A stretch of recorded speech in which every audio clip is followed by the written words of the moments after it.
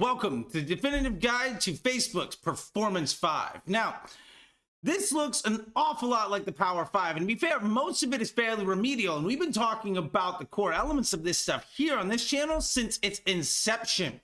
These are things that hopefully aren't new, but if they are new, that's amazing, because this is a great opportunity for you to go from a place of stress to a place of success, for you to reduce your amount of workload and increase the amount of scale and opportunity that you have.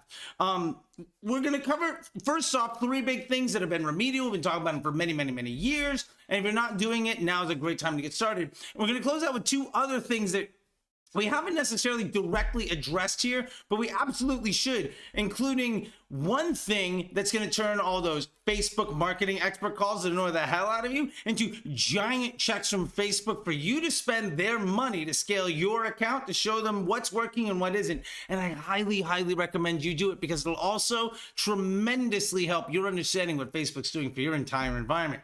That being said, I know you can be literally anywhere in the world right now, and you've chosen to be here, and I want to say, first off, for that, thank you.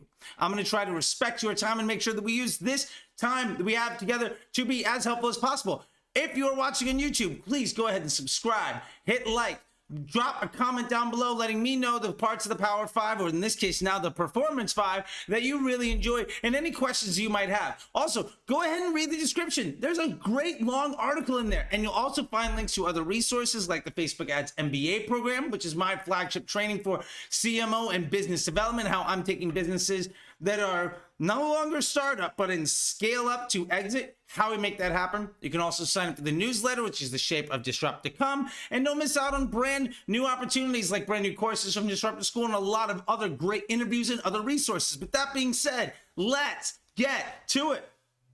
So, Performance 5 is out. It's officially public. It's been public for a while. Now, some of us have been using these principles for many years. I was part of the Facebook Disruptor group that initially put together what was called the Power 5, which was the big change when Facebook became an optimized CPM first environment, which basically made things like retargeting and interest groups and ABO completely obsolete, and really paved the way for the new wave of success that everybody saw starting in 2018, 19, and 20. And why now Facebook is honestly hasn't been this easy to make money and this low touch since maybe 2015, 2016. Like, it is easier to scale a business on Facebook today than it may have ever been in your entire career. And I've been doing this for 10 years, and it's extremely exciting. That being said, what are these 3 things that we want to get started with? The first one, basic account simplification. Let me do a bar none statement. If you are trying to solve a problem by making things more complicated, you're doing it the wrong way. I sadly still see people preach having 3, 4, 5, 10, 20, 30 campaigns inside the Facebook ad account. This is never a good idea. I mean, I can think of the use cases where more than 5 campaigns, where we weren't talking about Facebook case studies they were funding, which we'll get to later in a minute, where those weren't the case, where that had any actual merit. I still see a lot of folks talking about that we should be doing this. We should still be using audiences like interest groups and lookalikes and retargeting and ABO. And to be honest, since 2018, we shouldn't have been. Performance 5 is a doubling down on why we shouldn't. And something we're going to touch on a little bit later also will let us prove that these things are a bad idea. So remember, account simplification. Keep it simple, keep it steady. That's how you scale. The point of Facebook and all growth and acquisition marketing is primarily to amplify the flow and the volume and the quality of business coming into your funnel and business model. Figure out what the best investment for you to be able to, what is the best type of attention that you are going to be able to monetize with confidence? And then how do we amplify that so that we can make the most amount of money with the fewest moving parts, so that everything that happens after the click becomes much easier to do? Are you promoting 5 products? Why? Do you have 14 different audiences going? Why? Now you might say, well, because I get a better performance and all this stuff. how many different types of customers and how many different customer journeys and how many different types of products are you having to test landing pages for, creatives for, email flows for? What about inventory control? What about customer service? What about all of these other things that add cost? Just because the ROAS on Facebook is good doesn't mean it's a good idea for your business. And I can't tell you how many times I see people chasing this complication and short money route to getting the best ROAS so good that they go out of business because they forgot about cash flow and business development. And ultimately that means that they might make a buttload in Q4 and close up shop by February. Because ultimately, you can be the best hunter in the world, but if you don't know how to farm, anytime where you go 3 or 4 days without killing something, you're dead. That's not good. We've moved beyond that. You don't have to do that in Facebook anymore because ultimately, Facebook has moved on from being a PPC platform that was making interest groups to hopefully grab Google advertisers by knocking off affinity models and affinity audiences. And we moved past act-alike audiences with Facebook's lookalike. We don't need any of that anymore because every ad is making its own audience, and ultimately Facebook's machine learning builds on every penny that we spend. So the idea of having an overly complicated campaign is basically saying, how much wasteful spend can I afford because my performance is good today and I don't care about being successful tomorrow. Other things we have in here is CAPI. If you don't have Conversions API attached, that's tragic. You should get it done. If you don't know how to do it, pay somebody to do it. You need to make sure that you are passing back the highest quality and highest volume information to the system as you possibly can, because Facebook is ultimately a machine learning platform. Every penny you spend on it makes the machine smarter. It's making decisions for you on a regular basis and doing the work that you tell it to do. Remember, Facebook is your employee. The ads manager is a middle management employee that you've trained. If you have to micromanage that ads manager and ultimately try to control everything that happened, at best, you are looking at data that you already know you can't trust, that is not up to date, that is incomplete, to make predictions on the future based on data points from the past in audiences that change constantly and ultimately make everything that you do after the click far more difficult. That's a terrible way. No place in business, when you actually line it up, that makes zero sense for anything that you would ever do in the real world. Why are you doing it on Facebook? And part of that is making sure that the data that Facebook does see is as strong as possible. That is the Conversions API. That is CAPI. We've been preaching that since 2018. You absolutely need to get that installed. And I highly recommend not only do you have CAPI, but do offline conversions as well. Upload as much information as you can. Get the data set inside the platform to be as actionable as possible. Get it as much stuff. If you're doing lead gen, don't just pass back that a lead occurred, pass back that a lead occurred. Oh, they opened up their email. Oh, they took a phone call. Oh, they booked a booking call. Oh, they showed up to that call. Oh, they bought in. Oh, they got a subscription. Pass all that information back because those are all very valuable things for us to make decisions on. And the machine can use all of that information. If you're running it and you're saying, well, Facebook's only seeing some purchases and not seeing others, remember, Facebook is seeing everything that you send them. If they're not seeing it, it's because you're not sending it to them. Also, they're probably not going to be able to show you everything because of privacy concerns, but you can go to the event match rate score inside of Facebook and make sure that it's as high as possible. I can tell you how many businesses I see struggle with their event match rate is like 40, 50%. If it's not at least an 80 or a 90, you're doing something tragically wrong. And that's a very big problem. Part of the simplistic ad account and CAPI is the learning phase. Now, we've had a lot of debate over the learning phase over many, many years. If you know my opinion about it, it's that basically you should respect it outright.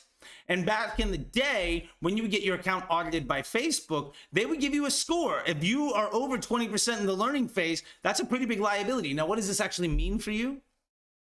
The learning phase is Facebook's way of saying, do we have statistical significance to deliver a consistent result with the assets that we have? If the answer is no, then that ad set is in learning. How much spent, what percentage of your daily budget is being spent to try to leverage assets that Facebook doesn't have confidence on delivering you a consistent result? especially if Facebook's entire value to your business is the amplification of the volume and quality of a consistent type of user to deliver a business result that you are planning for weeks and months and years ahead on the results of. Like, if you can't consistently control that information, then it's going to be bad for you. The more spend you have in the learning phase, the worse off you are. That's a very general statement, and it holds true about 90% of the time. There are obviously exceptions to the rule, short-term sales, all sorts of other stuff. But at the end of the day, understand that the percentage of money that you're currently spending that's in the learning phase is the percentage of money that you are playing the lottery with. That's not good for business. The other side of this is just creative diversity. Facebook has been saying this for years. I've been preaching to this for years. And I don't see any reason why folks still assume that, well, UGC works well for us. We're just going to bunch of UGC. Great. Who are you targeting? Only people that open that UGC content. What if I have my sound off? What if I don't watch videos? If I only want to look at the images, you'll never target me. What if you're only using images? What if I want to watch the video? The point is, your ads are creating bespoke audiences for themselves. And you're going to hear a lot of the experts pontificate on why the diversity matters. And they should be appealing to different people, and that makes sense. But really the reason is because every ad has an estimated action rate based on who that ad appeals to, based on its own bespoke audience. If the ads that you have an extremely high overlap of that bespoke audience, it's going to be very efficient, but unable to reach any new people. And if they're all wildly different, you might reach a whole ton of people at a very low efficiency.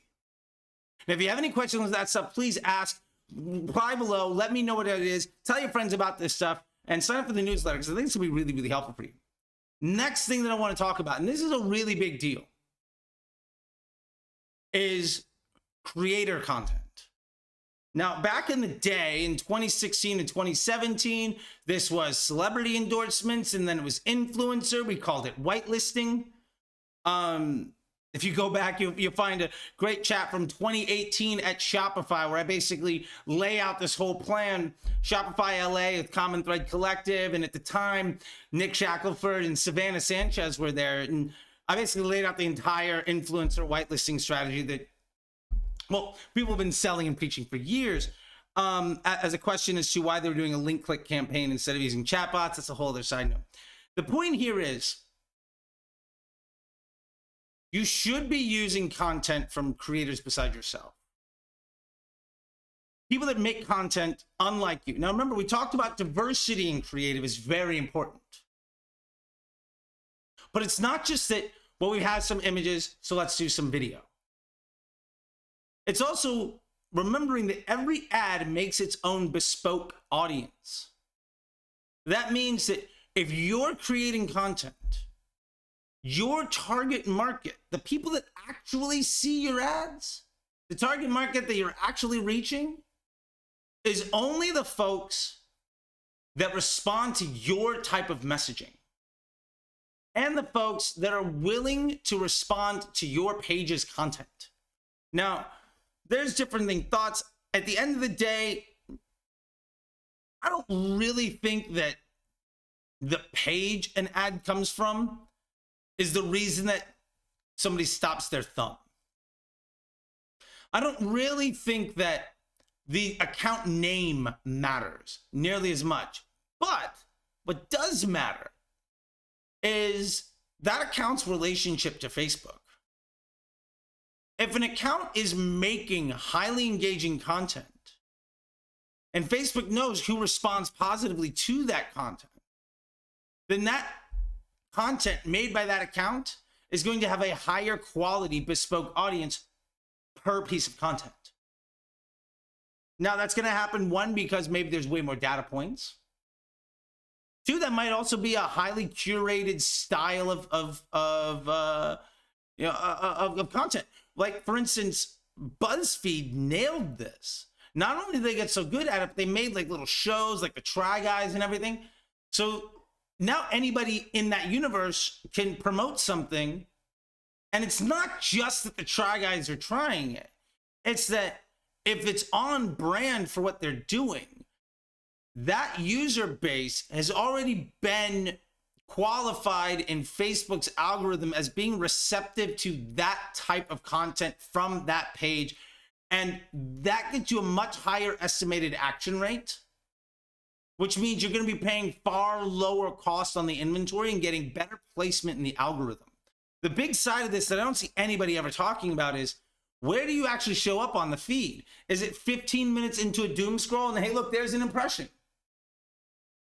Or is it, I go to my app and I hit open and then let's see, boom, what do I got? I got something, ad. What's that ad? Well, this one happens to be for Topo Chico. Somebody's Topo Chico. They got their meme game on point. Awesome. That's great.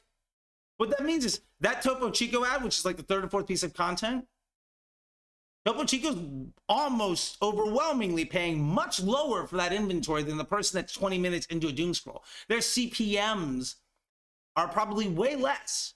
And that impression is also far more impactful to me. It's the old school thinking of above the fold versus below the fold placement for advertising.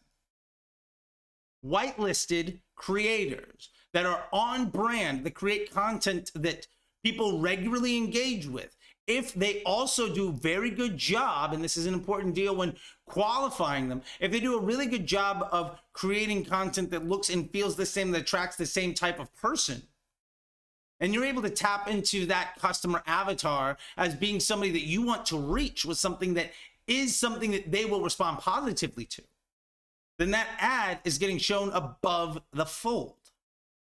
It's a very different thing for instance, I did a Kris Jenner ad. We paid her $100,000. And then we took that ad and blasted it to everybody. Outside of Kris Jenner's own audiences, those ads didn't do well. Now, part of it was because it was Kris Jenner, but part of it was also because it was incredibly off-brand for her. And because it was off-brand, we were trying to show content that people didn't necessarily want to see to people that didn't engage with the type of content that we were showing them, to sell a product that didn't relate to the identity and the data set that that account had curated for itself. We were doing, mirror placement shakes. That wasn't a brand. And we failed. I still, to this day, that was in 2018, maybe. I don't know that we made our $100,000 back. Now, mind you, I've also done other deals where we paid somebody like $500 and made millions off of it. So this is a starting point. But the idea behind whitelisting is not just that you're getting other people to make creative. Yes, you're outsourcing the creative development. And yes, you're getting a lot of different looks and feels and stuff. But you're also tapping into the data that account has, which has a lot of value in putting your thumb on the scale of estimated action rate. So you have to remember all of this stuff. Now, when you're doing whitelisting, and I don't see this talked about nearly enough, but make sure you get rights to that page so you can delete bad comments. And if you want to kind of jumpstart some stuff, you can always take that content and target fans of that page. Or if you really want to get sexy with it, you could find creators that are sort of friends or famous for the same reason. There was a period of time where I was doing a lot of influencer whitelisting back in 2017, 2018, 2019 with reality TV show stars. Now, I was doing something at the time with a lot of folks from Real Housewives. I generally had 2 or 3 housewives from every series, right? So I had some from New Jersey. We had some from Beverly Hills. We had 1 or 2 from Atlanta. The point was, if you watched that show, you were probably a fan of a couple of those people. And when I take every one of those individuals and I target their fans and their friends of fans, you start to see content all year long, because as soon as that show went off the air, as soon as Beverly Hills went off the air, I would launch the New Jersey one or the Manhattan one, whatever. You would start to see this overlapping storytelling of a bunch of creators where, remember, every ad creates its own bespoke audience and every page creates its own identity. When the Venn diagram of all of that user information has a very nice cross section, you're going to be able to get great efficiencies. When the cross section is maybe 50-50, but you're reaching a broad group of individuals, you might not get the same low CPA, but you might be able to spend twice as much or 10 times as much.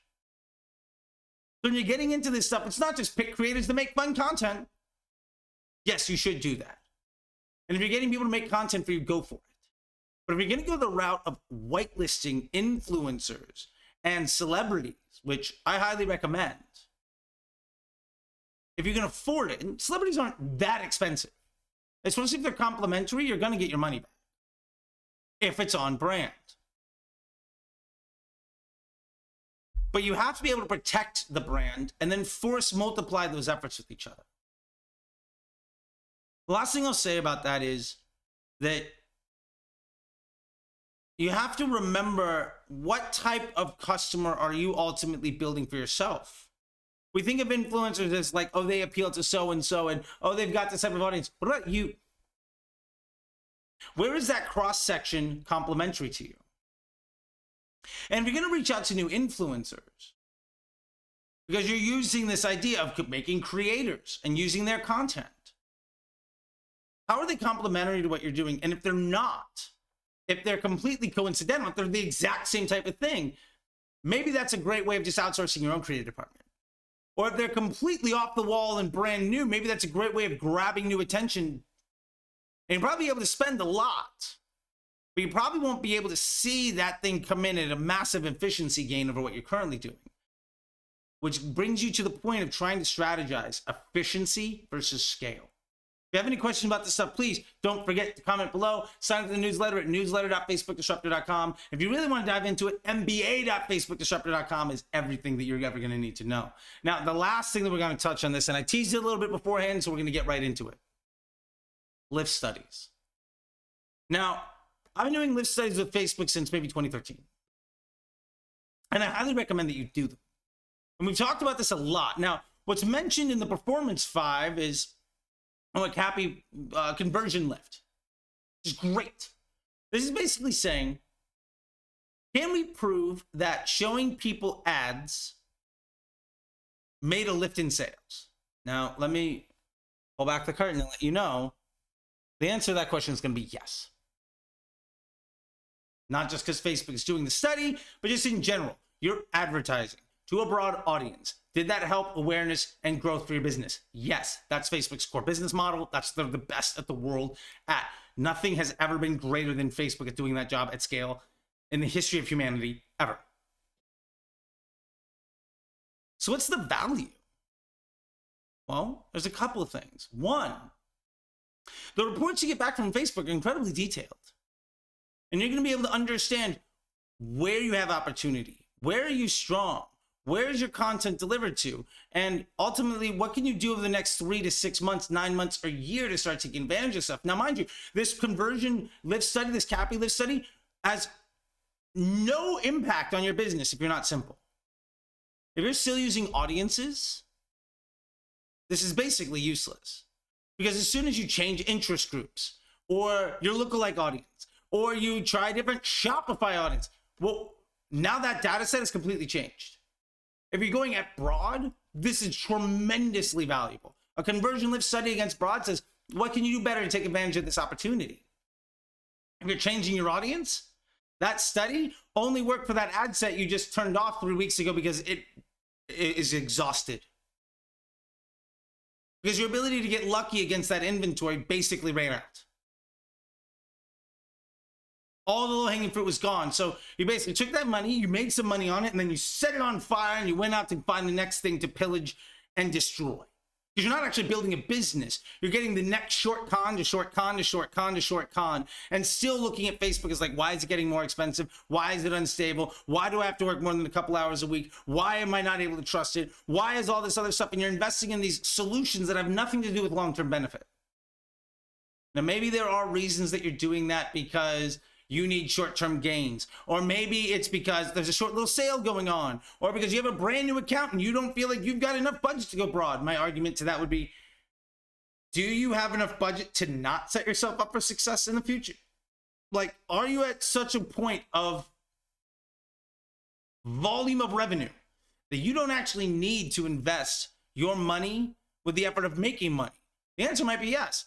I've done that managing Activision or Progressive Insurance or Disney or MGM Hotels or bringing TRX to market or Persil laundry detergent to the United States. Yeah, I've done that because their objectives weren't making money. And to be fair, there are brands out there using your interest groups that are willing to spend $1 million a day just to get market research. And on days we're like, my audience isn't working well today. It might be because there's 10 other people like me just dropping 7-8 figures, just trying to be like, what does the audience say? And now you've got to compete with me, and I'm willing to pay 10 times as much as you are, and I don't even need to make money. So you've opened yourself up to this tremendously terrible data set, and you're trying to make decisions off of it. Now, when we're looking at this conversion lift study, and I teased this before, I'm going to get to it. You used to be able to do this on your own. Now you need some help. You know all those phone calls you've been getting from really annoying salespeople from Facebook marketing experts? This is a great opportunity. Ask them for this conversion lift study. Better yet, ask them for a power lift study. And I haven't seen anyone talking about this. And I've been watching Performance 5 videos since like May to see if anybody mentions it. Haven't heard it once. What's a power lift study? It's a brand lift plus conversion lift study to basically say, when we're advertising on Facebook, what's the overall lift to our brand awareness and sentiment? And then based on that, how much better is our conversions? On top of all of that stuff, what can we do to improve our ability to leverage that for monetization of that attention? Now that's great information. And if you're running broad and you're doing concept testing and you're trying to leverage a hero product to build LTV, this is tremendously valuable. If you're still using ABO and interest groups and prospecting and retargeting and all of this other stuff, this is good. It'll make you look great to your boss, don't get me wrong. But it's not actionable. And it basically means you waste your time. And I'm done burying the lead. I'm gonna finish burying it. And here we go. This is what really matters. When you start doing conversion lift studies and power lift studies and brand lift studies, what is that actually doing? One, it's giving you tremendous information. Two, it's getting you involved with multiple departments at Facebook. It's getting you to be somebody who's leaned into the betterment of the platform. And if, as a result of you doing that study, you're able to increase spend, and you're able to invest more resources, and probably the reason you're improving spend and able to invest more resources because you're making higher quality content, making better decisions, which ultimately gives a more desirable user experience to the Facebook user, which means they're able to retain consumer attention for longer and monetize that attention 10x against everybody else. They're tapping into fractional banking because you as an advertiser, because you're able to spend more, that means that you are less of a liability to them, because the reason you're able to spend more is because you're getting greater efficiency, because you're doing a better job at treating Facebook with respect as your business partner. I know there's a convoluted way around it, but understand, like, that's basically what happens, right? Either you get short-term con wins, which, you know, there are plenty of folks that still think Facebook is Google in 2006 and they're out to get you and they don't have any respect for you and they're not in business with you at all, and then complain about Facebook costs rising. And the first thing they do when they tell you how to improve your account is, we're going to test audiences and we're going to do all this other stuff, and you get great results with the lookalike or an interest group, and then it kind of dies off, and then maybe you need the next agency, and then because you weren't abusing all of your clients and building data for a couple of months, they come in with a sale and then get more information. Then seasonality takes, they're just on this flywheel of new agency every 4 to 6 months, and everybody does great out of the gate, and then they shit the bed because nobody actually cares about you. Or you're doing better because you've gone to broad, you've taken these insights into account, and Facebook sees that. Then what do? They open up their wallet and say, hey, we have something else. Thanks to this power lift study, we've seen that it's grown. Now, we would love for you to spend more. Would you do a dollar for dollar match on a $5,000 or $10,000 case study? Yeah, I'll do that. Now, it might be a complete change in your business, but it's free money. And if you get a 50% return on it, you broke even. What happens when you start taking free money from Facebook and start working with their product and engineering and marketing teams? Well, you become somebody they go to all the time. And you extrapolate that out over a long period of time, and you're going to start to see $10,000, $25,000, $100,000 case studies with Facebook. I've seen brands go from, we don't trust Facebook, it's incredibly unstable, and they're out to get us, to, we're getting $10,000 a month in case studies in a matter of like 7 or 8 months. What if you got 6 figures a year in supplemented spend and Facebook was working with you? How would that change your future? The path to making that happen is not ABO. The path to making that happen is not prospecting and retargeting campaign. The path to that happening is not having a testing campaign and a scaling campaign. The path to that is not testing a whole bunch of audiences and then trying to design content that works for that. No. The path to that is running a very simple account. We've talked about it. All you need is literally one campaign with broad targeting and dynamic creatives to improve the effectiveness of that broad targeting.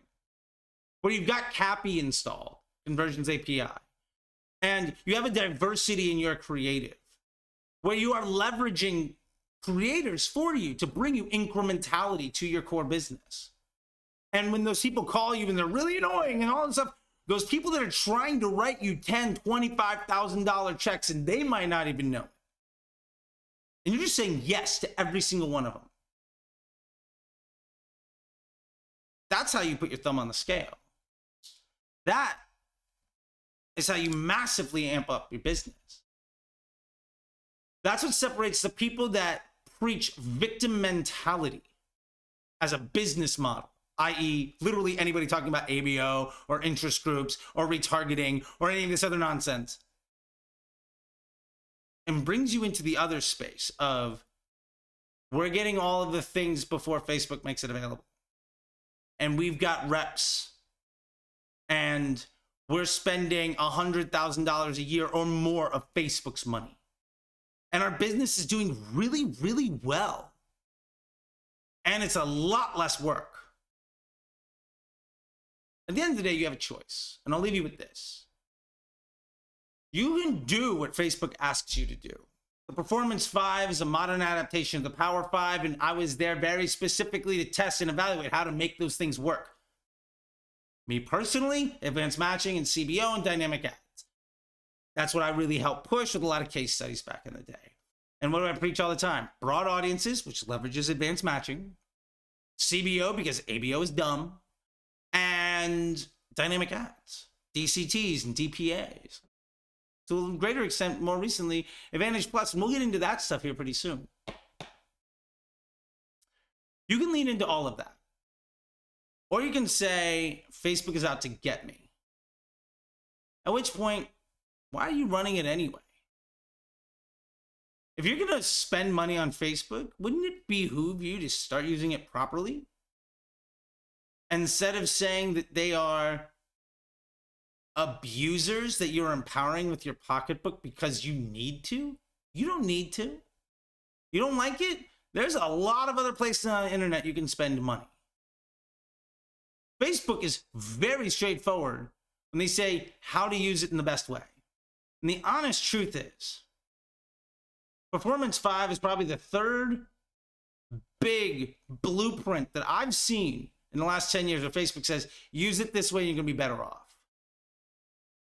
Overwhelmingly, the people that are very successful, and I'm not talking about the ad agencies that are spending other people's money, that land a couple clients that don't need them, that brag all the time. I'm talking about the brands that truly crush, where you don't even really ever see the people behind the curtain because they're just doing really good jobs. They're all doing this stuff. What's the big secret between the 8-figure business working its way to a 9-figure exit and you struggling at 6, even though you have the exact same everything? Maybe it's the way that you treat your business partner. Just something to think about. YouTube thinks you might like a couple of these things. Don't forget to subscribe, ask all the questions you ever have, and please do not forget to read down below in the article section. Sign up for the newsletter at newsletter.facebookdisruptor.com. And if you're ready to take your skill set and everything to the next level, mba.facebookdisruptor.com is there for you. And until next time, I'll see you on the internet. Bye.